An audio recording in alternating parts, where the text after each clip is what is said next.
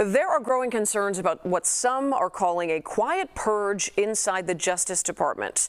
CBS News has learned that top ethics officials have been fired, and that includes the director of the Department of Justice's Ethics Office. CBS correspondent Scott McFarland's been digging into what happened behind the scenes and what's still happening, and he's live now to discuss this. Scott, what more can you tell us about this firing of the director of the Ethics Office? There is an absolute purge going on inside the Department of Justice. It's getting broader, it's getting wider, and it's accelerating. We've reported dozens of prosecutors and investigators have been fired over recent weeks, a lot of them tied to January 6 cases and investigations of President Trump before 2024.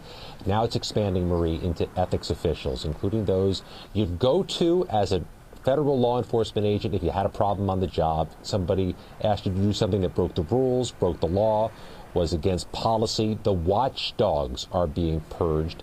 The department isn't specifying why, but there's some internal concerns that the Department of Justice has fewer police internally on the beat. Yeah, no kidding. That would be a huge issue for federal employees. I want to ask about Attorney General Pam Bondi. During her confirmation hearings, there was a lot of attention being put on the fact that she would consult ethics officials when it came to controversial matters. Are former DOJ staff saying that she's broken that promise by what looks like sort of a clearinghouse that's happening here? And Marie, the critics are going to say that. Critics of the administration say expressly that if you pledge to be consulting with ethics officers, you can't be firing all the ethics officers. But Pam Bondi has a more universal issue right now, a more transcendent problem where people are calling for her job for other reasons. She had a news conference today. We were there and we asked her if she thinks she can hang on to this job, and she says she'll stay as long as the president will keep her. But she's at the epicenter of that Jeffrey Epstein controversy. She's being pressed to release more information about the late child predator Jeffrey Epstein. She has said there's no conspiracy there, nothing to release, but it's the president's supporters pressuring her to do so. She is right now in the grips of a political crisis herself.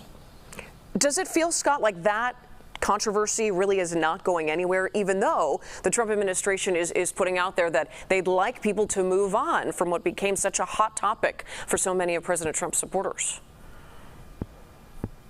The president has expressly asked people to turn their attention to other things, please, but instead of putting water on this fire, they seem to be throwing gasoline on it. And just listen to a few of the names of people who've asked for more transparency about Jeffrey Epstein in the last couple of days. Lara Trump, House Speaker Mike Johnson, Republican senators closely aligned with President Trump. It's his own supporters who are flaming this. Scott, if I may, I'm putting you a little bit on the spot here, but I wanted to ask you about the ruling that we saw today, or that we saw from the Supreme Court, basically giving the go-ahead to what seems to be another sort of clearinghouse that we can expect at the Department of Education. What are you hearing related to that?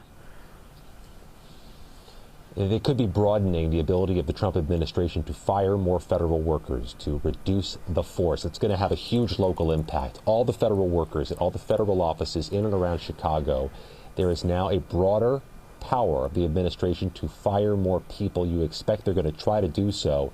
Has a local economic impact, but also an impact on anybody in our area trying to get a government service, an IRS check, a veterans benefit.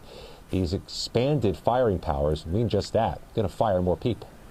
Scott McFarland, always so much to talk through with you, and we appreciate your insight. Thank you so much.